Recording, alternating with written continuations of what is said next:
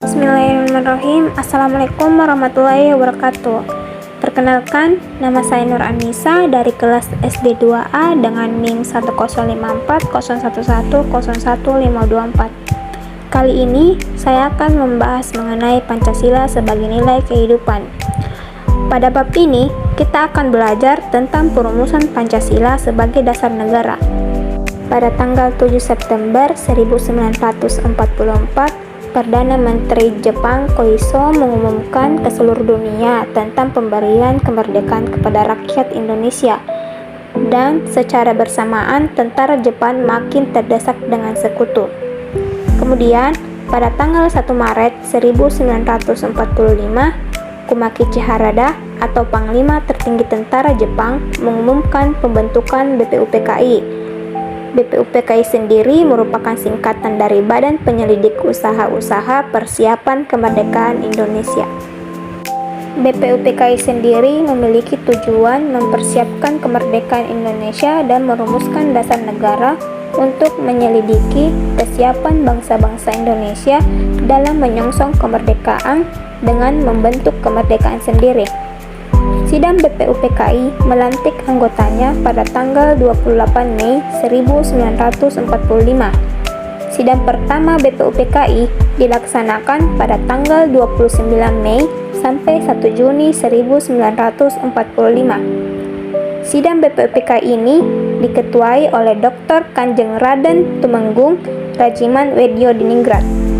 Sidang perumusan dasar negara yang dikemukakan berbagai usulan oleh Muhammad Yamin, Supomo, dan Insinyur Soekarno. Berikut ini adalah usulan dasar negara dari ketiga tokoh yang memiliki usulan dalam sidang pertama BPUPKI. Dan untuk yang pertama, usulan dasar negara Supomo, di mana di sini memiliki 4 usulan dasar negara.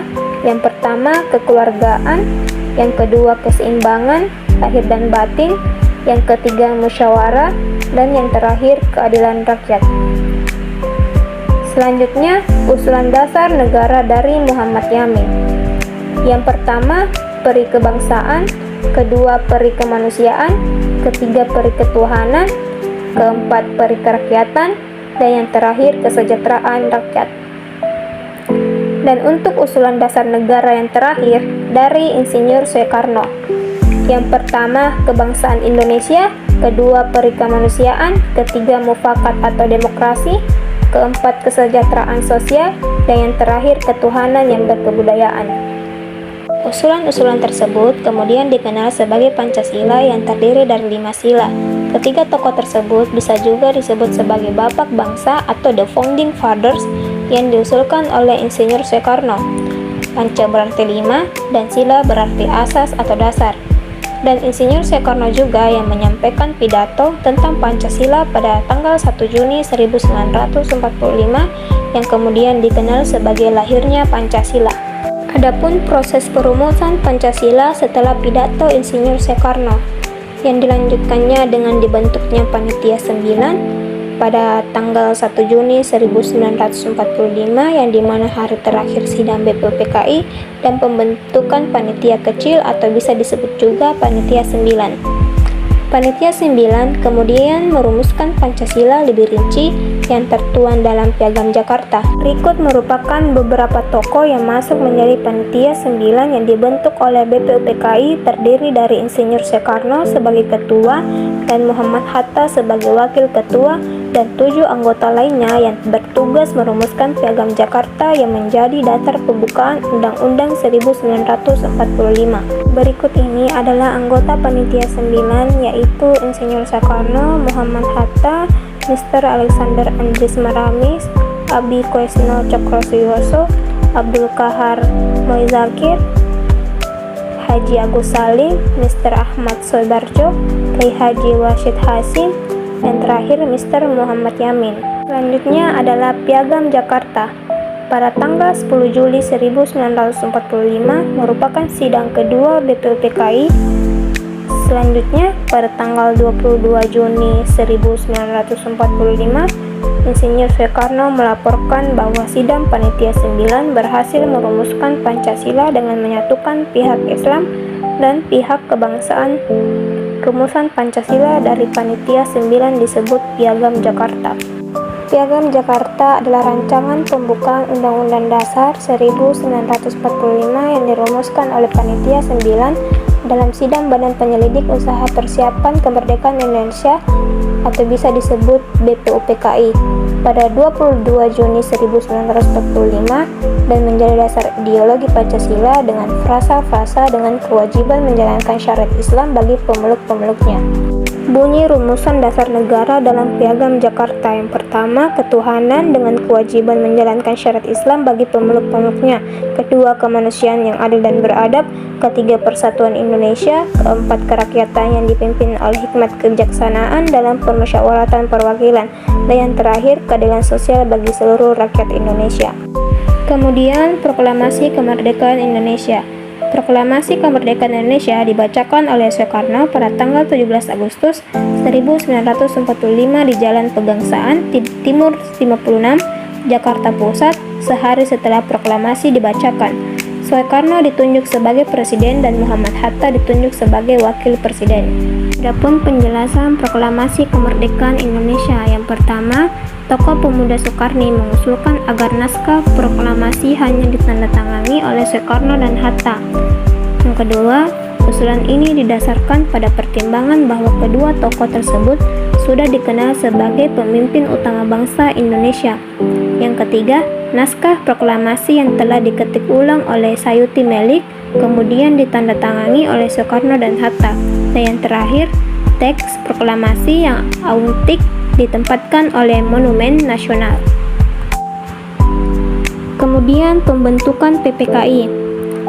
Setelah menyelesaikan tugasnya pada tanggal 7 Agustus 1945, BPUPKI resmi dibubarkan. Sebagai gantinya, PPKI pun resmi terbentuk pada tanggal yang sama. Kemudian pada 9 Agustus 1945, Insinyur Soekarno dan Muhammad Hatta dan Dr. Rajiman Weddiyaningrat menemui Panglima tertinggi Mandala Selatan Jenderal Terauchi di Dalan Saigon atau Vietnam Selatan. Kepada ketiga pemimpin ini, Jenderal Terauchi menyampaikan bahwa pemerintahan Jepang telah memutuskan akan memberikan kemerdekaan kepada Indonesia. Pelaksanaannya dapat dilakukan segera setelah persiapan selesai. Jenderal Terauchi juga menyetujui pembentukan PPKI yang anggotanya sesuai dengan anggota BPUPKI serta menunjuk Insinyur Soekarno sebagai ketua dan Muhammad Hatta sebagai wakil ketua. Adapun tujuan PPKI, yang pertama, melanjutkan tugas-tugas dari organisasi sebelumnya yang disebut BPUPKI, yaitu untuk menyegerakan proklamasi kemerdekaan Indonesia.